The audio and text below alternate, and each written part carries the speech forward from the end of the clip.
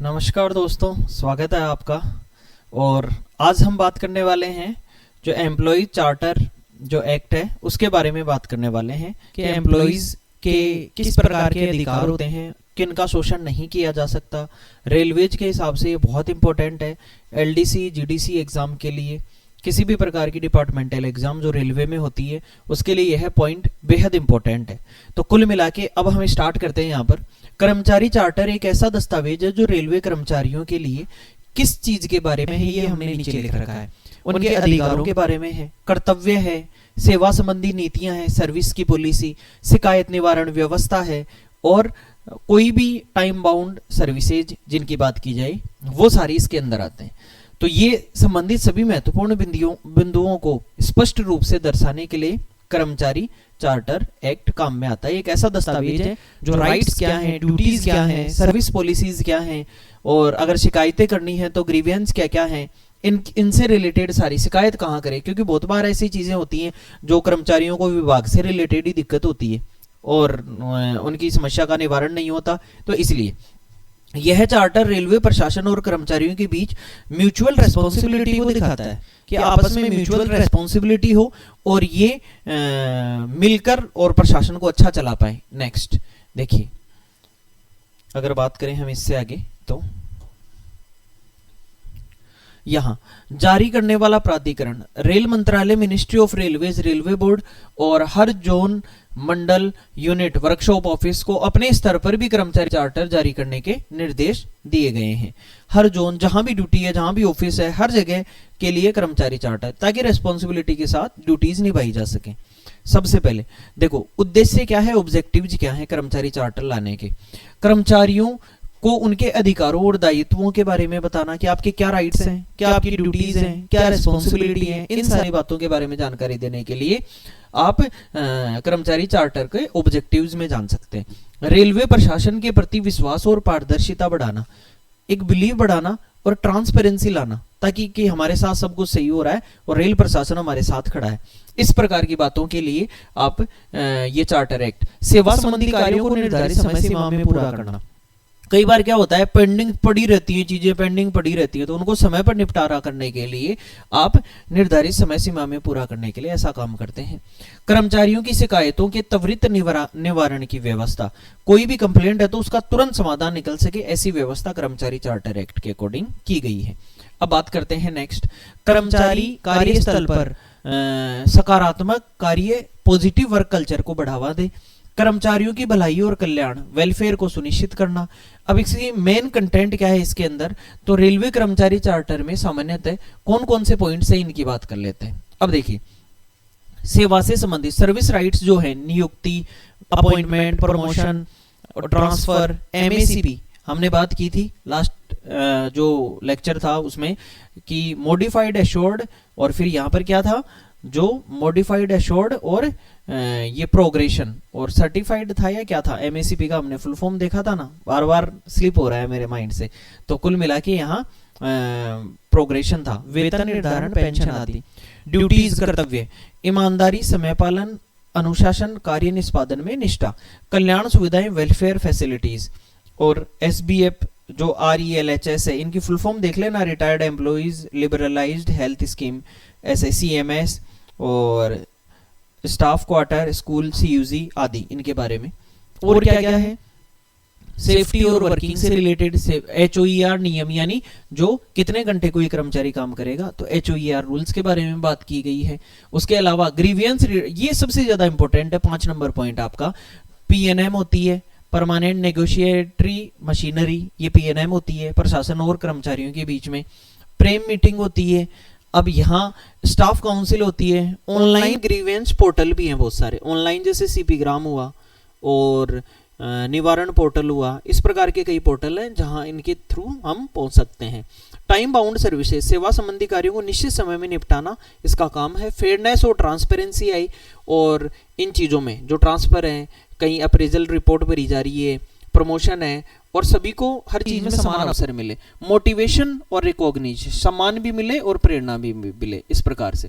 Next, ethics and conduct, railway service conduct rule 1966 के अनुसार आचरण को भी देखा जाए। सेफ्टी और विजिलेंस से संबंधित सारी बातें भी की गई हैं। कर्मचारी जो ये एम्प्लॉयज चार्टर है इसके अंदर। सेवा कार्यों की समय सीमा, अब देखो सेवा कार्य कौन सा काम कितने दिनों में होना चाहिए ऐसा कहा गया है।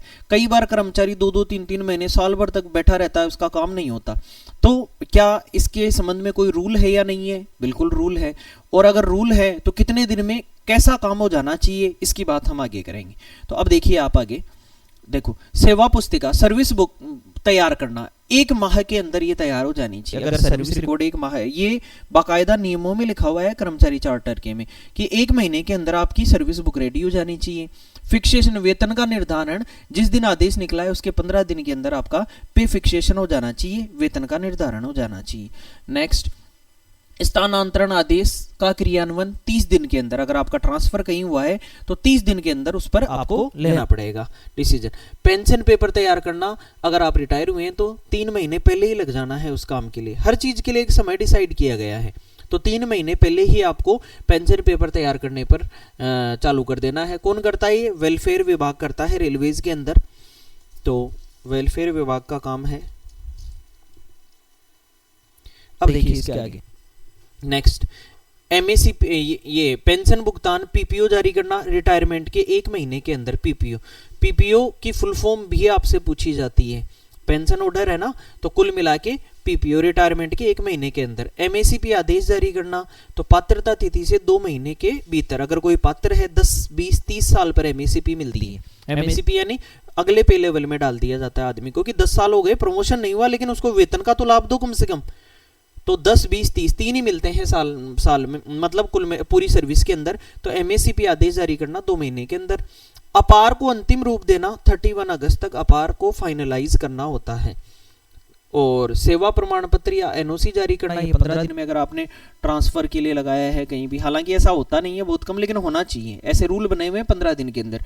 ग्रेजुएटी या पीएफ भुगतान सेवानिवृत्ति के 30 दिन के अंदर ये काम हो जाना चाहिए। पीएफ का किसी का पैसा है तो 30 दिन के अंदर ये काम हो जाना चाहिए। नेक्स्ट देखो, राइट्स ऑफ रेलवे एम्प्लॉयज, उचित वेतन और समय पर भुगतान का अधिकार है। सुरक्षित और स्वस्थ कार्य वातावरण का अधिकार है। उसके अलावा पदोन्नति और समान अवसर का अधिकार है। सेवा संबंधी अभिलेखों को देखने का अधिकार है, जैसे अपार, लीव रिकॉर्ड, ये खुद देख सकता है अपना, ऐसा अधिकार भी होना चाहिए। शिकायत दर्ज कराने और निवारण पाने का अधिकार है। प्रशिक्षण यानी ट्रेनिंग और करियर विकास का अधिकार है, करियर में आगे बढ़ने के लिए। सामाजिक सुरक्षा, पीएफ, पेंशन, ग्रेजुएटी, इनका अधिकार है। उसके अलावा व्यक्तिगत गोपनीयता और सम्मान का अधिकार है। कर्मचारी के कुछ ड्यूटीज भी हैं, वो तो अधिकार है, उसके राइट्स हैं कि वो सारी चीजें कर्मचारी की होनी चाहिए ताकि उसका शोषण नहीं हो और उसका काम में मन लगे, मोटिवेट होकर काम करे। कर्मचारी की ड्यूटीज है, ड्यूटीज क्या है? अपने कार्य के प्रति निष्ठा और ईमानदारी रखे। रेलवे सर्विस कंडक्ट रूल जो 1966 है उनका पालन करे। सारे जितने भी नियम थे, बताइए कितने नियम थे? 26 नियम थे क्या? तो उन रूल्स का पालन करें। अगर आपने ये रूल नहीं देखे हैं तो मैं लास्ट में पिन कर दूंगा वीडियो, आप उस वीडियो को जाके देख लेना, कंडक्ट रूल्स को। यात्रियों और सहकर्मियों के प्रति विनम्र व्यवहार रखें। सुरक्षा मानकों का पालन करें। सार्वजनिक संपत्ति की सुरक्षा करें। समय पालन और कार्य की गुणवत्ता बनाए रखें और किसी भी भ्रष्टाचार या अनुचित कार्य से दूर रहे, भ्रष्टाचार में शामिल ना हो। और टीम वर्क और सहकर्मियों से सहयोग का काम करे, सहयोग के साथ काम करे। ठीक है, अब देखो पालन कौन कौन करता है। इम्प्लीमेंटेशन अथॉरिटी जो है उसकी बात कर लेते हैं। देखो, हेड ऑफ डिपार्टमेंट, प्रत्येक जो भी डिपार्टमेंट है, जैसे रेलवेज में कई प्रकार के डिपार्टमेंट है, SNT department, signal and telecom, accounts है, स्टोर है, इलेक्ट्रिकल है, कॉमर्शियल है और इंजीनियरिंग है। तो इनके जो हेड होते हैं, ब्रांच ऑफिसर होते हैं, वो हेड ऑफ डिपार्टमेंट की ये जिम्मेदारी बनती है कि वो इसका पालन करवाएं। प्रत्येक मंडल रेल प्रबंधक जो डीआरएम होते हैं हर डिवीजन के अंदर, उनकी जिम्मेदारी है। स्टाफ वेलफेयर इंस्पेक्टर, ये वेलफेयर इंस्पेक्टर WLI का काम है। पर्सनल डिपार्टमेंट, पर्सनल ब्रांच का भी ये काम है कि वो इन चार्टर को ध्यान में रखे। ये सभी अधिकारी ये सुनिश्चित करते हैं कि कर्मचारी चार्टर के नियमों का पालन हो और कर्मचारियों को समय पर लाभ मिले। अब देखिए, शिकायत निवारण, अगर किसी की ग्रीवेंस है, मान लो नहीं हो रहा है ये काम, तो अगला शिकायत तो करेगा। अब शिकायत कहाँ करें इसकी बात कर लेते हैं। तो कुल मिला के शिकायत, रेलवे में कर्मचारियों की शिकायतें सुलझाने के लिए अलग अलग मंच है, बहुत सारे मंच है। इनमें क्या क्या है? सबसे पहले देखो PNM, परमानेंट नेगोशिएटिंग और मशीनरी, इसमें यूनियन और प्रशासन के बीच बातचीत से समाधान, ताकि कोई हड़ताल नहीं हो और किसी के कोई मुद्दे हैं तो वो मुद्दे सामने आ सके। तो इस प्रकार से पीएनएम होती है। ये कितनी बार होती है? तो रेलवे बोर्ड के साथ जो होती है वो साल में 2 बार होती है। हेडक्वार्टर लेवल पे साल में 4 बार होती है और डिविजनल लेवल पे साल में 6 बार होती है, हर 2 महीने में 1 बार। ये जरूर ध्यान रखें आप। देखो ये प्रेम मीटिंग है, ये participation of railway employees in management, ये है, ये कर्मचारी प्रतिनिधित्व व्यवस्था। इसी प्रकार से ये भी मीटिंग होती है, इसमें सारी यूनियन के, OBC association, SC ST association, सारे लोग बैठते हैं। स्टाफ काउंसिल की मीटिंग होती है, कार्यस्थल पर सुधार सुझाव। ऑनलाइन पोर्टल है जैसे HRMS, CP ग्राम निवारण, डिजिटल शिकायत प्रणाली है। अगर आपका कोई काम नहीं हो रहा है फिर भी परेशान है तो अगर आपने अपने डिपार्टमेंट को पहले सूचित कर रखा है उसके बाद में आप CP ग्राम पर जा सकते हैं। HRMS में भी ग्रीवेंस पोर्टल है। विजिलेंस एक्शन, भ्रष्टाचार या अनुचित कार्रवाई की शिकायतें, अगर कहीं भी ऐसा लग रहा है आपको तो विजिलेंस का पोर्टल भी है। अब देखिए रेलवे बोर्ड के निर्देश, गाइडलाइन क्या है। रेलवे बोर्ड ने सभी जोनों और मंडलों को आदेश दिया है। क्या दिया है? प्रत्येक कार्यालय में एम्प्लॉय चार्टर की प्रति प्रदर्शित की जाए। एम्प्लॉय के क्या अधिकार हैं और क्या ड्यूटी है, ये दोनों चीजें पता होनी चाहिए। इसलिए हर कार्यालय, हर ऑफिस में ऐसा होना चाहिए। कर्मचारियों को इसकी जानकारी दी जाए। समयबद्ध सेवा वितरण की निगरानी, मॉनिटरिंग की जाए। और रेलवे बोर्ड ने 2020 में और कई प्रकार के ये सारी बातें की हैं 2020 और 21 के लेटर में। संक्षिप्त में क्विक समरी देख लेते हैं हम कि वास्तव में क्या क्या बात की गई है। तो योजना का नाम है हमारा कर्मचारी चार्टर, एम्प्लॉय चार्टर, लागू विभाग भारतीय रेल के अंदर। उद्देश्य क्या है? पारदर्शिता, जवाबदेही, सेवा सुधार का। प्रमुख विषय क्या है? अधिकार, कर्तव्य, समयबद्ध सेवा, कल्याण। निगरानी कौन करता है? DRM या पर्सनल ब्रांच करता है। शिकायत प्रणाली क्या क्या है? PNM में भी अगर यूनियन के पास शिकायत कर सकते हैं। प्रेम मीटिंग में प्रशासन और ये मीटिंग होती है उस टाइम कर सकते हैं। CP अपने मुद्दे उठा सकते हैं, पॉइंट बनते हैं बाकायदा। CP ग्राम के थ्रू भी आप ऑनलाइन शिकायत कर सकते हैं। रेलवे बोर्ड का ये आदेश है 2021 का। रूप है chart, notice board, booklet, HRMS portal पर भी ये चीजें उपलब्ध हैं। एग्जाम्पल के लिए क्या है? रेलवे चार्टर का अंश। हम रेलवे प्रशासन यह सुनिश्चित करते हैं कि हर कर्मचारी को समय पर वेतन मिले, प्रमोशन मिले और पेंशन का लाभ मिले। शिकायतों का निवारण 30 दिनों के भीतर किया जाएगा। ध्यान रखें 30 दिनों के भीतर। तो शिकायतों का निवारण 30 दिन, ये क्वेश्चन आ सकता है। कर्मचारी की गरिमा, सुरक्षा और कल्याण सर्वोच्च प्राथमिकता होगी, इस प्रकार की बात की गई है। तो कुल मिला के दोस्तों हमारे इसमें इतना ही था। तो ये हमने बात की। इससे रिलेटेड अगर आप चाहेंगे तो मैं एक क्विज आपको करवा सकता हूं, तो प्रयास करते हैं कि इससे रिलेटेड एक क्विज करवाई जाए। एक क्विज मैं आपको करवा देता हूं फटाफट, जिसके अंदर केवल चार्टर एक्ट की बात की जाए। केवल हम चार्टर एक्ट के बारे में बात करेंगे। ये लास्ट वाला, अपन लास्ट वाले पोर्टल को ले लेते हैं केवल इससे रिलेटेड, ठीक है। इससे रिलेटेड क्विज ले लेते हैं।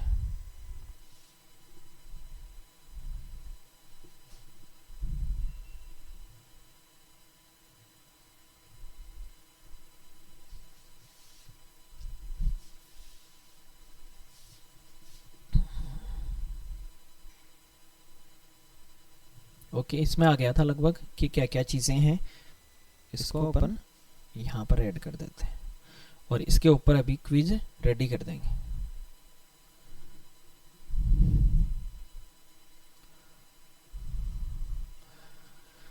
एक गहरी सांस ले लो, ऐसे कह रहा है। और क्विज हमारी रेडी है, ये मान लो।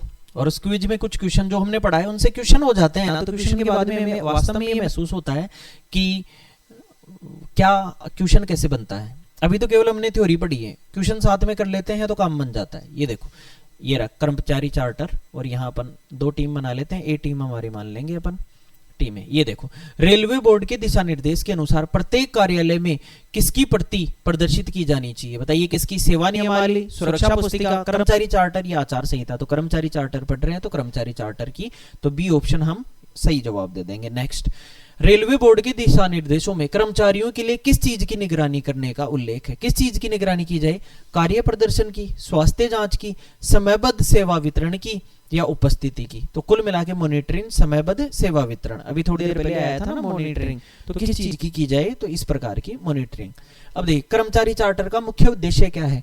क्या उद्देश्य है कर्मचारी चार्टर का? कर्मचारियों की संख्या बढ़ाना, पैसा बढ़ाना रेलवे का, पारदर्शिता, जवाबदेही और सेवा में सुधार करना या नए नियम। तो यहाँ बी ऑप्शन हमें सही लग रहा है कि पारदर्शिता, जवाबदेही और सेवा सुधार करना। नेक्स्ट, कर्मचारी चार्टर के प्रमुख विषय क्या हैं? केवल अधिकार और कर्तव्य, अधिकार, कर्तव्य, समयबद्ध सेवा और कल्याण, केवल समयबद्ध सेवा, केवल कल्याण। तो कुल मिला के ये सारी चीजें, राइट्स भी है, ड्यूटीज भी है, टाइम बाउंडेशन भी है और वेलफेयर भी है। तो ये सारी चीजें हैं, तो इसलिए सी ऑप्शन हमारा आंसर हो जाएगा। नेक्स्ट देखिए, कर्मचारी चार्टर के लिए निगरानी प्राधिकरण कौन है? तो कौन है बताइए? एक तो पर्सनल ब्रांच है, कार्मिक शाखा है और डीआरएम है। ये दोनों ही दिए हुए हैं, क्यों? क्योंकि डिविजनल लेवल पे हम बात कर रहे हैं हर जगह, तो ये करते हैं इस चीज को। शिकायत प्रणाली के तहत कौन कौन से विकल्प उपलब्ध है? कहाँ कर सकते हो आप? पीएनएम में कर सकते हो, सीपी ग्राम में कर सकते हो, प्रेम मीटिंग में कर सकते हो। ये तीनों ही है, तो ये तीनों बी ऑप्शन में है, तो हम बी ऑप्शन आंसर कर देंगे इस प्रकार से। नेक्स्ट, रेलवे बोर्ड के कौन से आदेश कर्मचारी चार्टर से संबंधित है? बताइए कौन से हैं? एक तो 2021 में है और एक 2020 में है, लेकिन उसमें नंबर कितना था? तो उसमें 95 वाला नंबर था, 95 था। अब 95 कहाँ दिया हुआ है? बी ऑप्शन में, तो बी ऑप्शन हम सेलेक्ट कर लेंगे। यहाँ 95 था, आपने देखा था या नहीं देखा था? नहीं देखा तो भी ध्यान रखना, ठीक है। कर्मचारी चार्टर किस रूप में उपलब्ध है? केवल एचआरएमएस पर है, केवल नोटिस बोर्ड पर है, केवल बुकलेट में है, या चार्ट, नोटिस बोर्ड, बुकलेट और एचआरएमएस सब पर है? सब पर है, तो बी ऑप्शन हम सेलेक्ट कर देंगे और आगे बढ़ जाएंगे। नेक्स्ट, रेलवे चार्टर के अंश के अनुसार शिकायतों का निवारण कितने दिन में हो जाना चाहिए? 30 डेज। कितने दिन में? 30 डेज, 30 दिन में शिकायतों का, तो बी ऑप्शन हमारा राइट आंसर हो जाएगा। नेक्स्ट, आखिरी क्वेश्चन है, 10 क्वेश्चन रहते हैं।